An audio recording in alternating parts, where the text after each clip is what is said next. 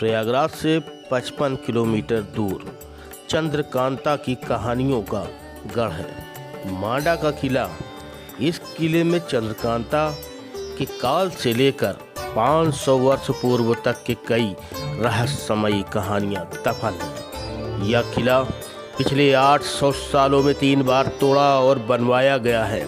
इस किले में जाने कितने रहस्य दफन हैं। या तो सिर्फ किले की ही ये दीवारें बयां कर सकती हैं। माना जाता है आज से लगभग 500 वर्ष इस किले की दीवारों को जब एक बार फिर से तैयार किया गया, इसकी सारी कहानियां इन्हीं दीवारों के पीछे समेट कर रख दी गई है। इस किले का निर्माण 1255 में कराया गया था। राजा राम प्रताप सिंह बनारस राजवंश के वंशज माने जाते हैं और मांडा, मेजा, समरपुर, प्रहलादपुर और लालगंज के शासक थे। इनका साम्राज्य अत्यंत ही विस्तृत था। प्रयागराज की धरती पर जब अकबर ने किले का निर्माण करना शुरू किया तो अकबर ने मांडा किले से निकलने वाली सुरंग को, जो कि झूसी प्रहलादपुर के लिए किले से होते हुए लालगंज और दूसरी ओर बनारस होते हुए भागलपुर तक जाती थी, के साथ जोड़ा और साम्राज्य को शक्तिशाली बनाने के लिए इसका काफ़ी इस्तेमाल किया। मांडा किला चुनारगढ़ के राजा शिवदत्त की सभी कहानियां का गढ़ भी रहा है। 1635 ईस्वी से 1710 ईस्वी तक इस किले का इस्तेमाल सामरिक रूप से किया जाता था। शाही सेना और आसपास के सभी छोटे बड़े मामलों की सुनवाई और देख रेख होती रही है। किले के अंदर बने हौदे में कहा जाता है कि राजा राम प्रताप सिंह के वंशजों के डर से हिरण और शेर एक साथ पानी पिया करते थे। किले के अंदर 300 वर्ष पुरानी मंदिर भी है, जो भगवान श्री राम की मूर्ति से सुशोभित है।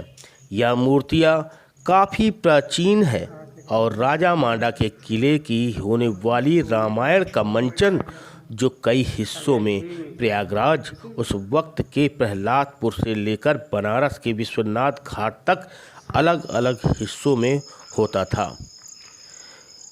ये देख ही अकबर को दिन ए इलाही धर्म की स्थापना करने का विचार आया था।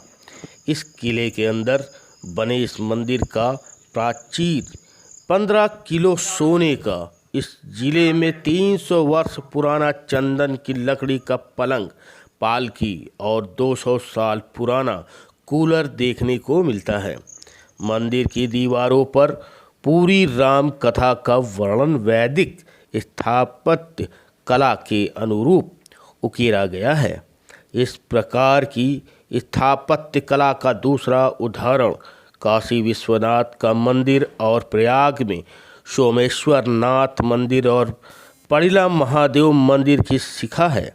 इस किले और किले को लेकर कई रहस्यमयी कहानियां फैली हुई है। इस किले को अभिशप्त किला भी माना जाता है। इस किले को लेकर कई भूतिया और जीवधारियों की कहानी शैली है।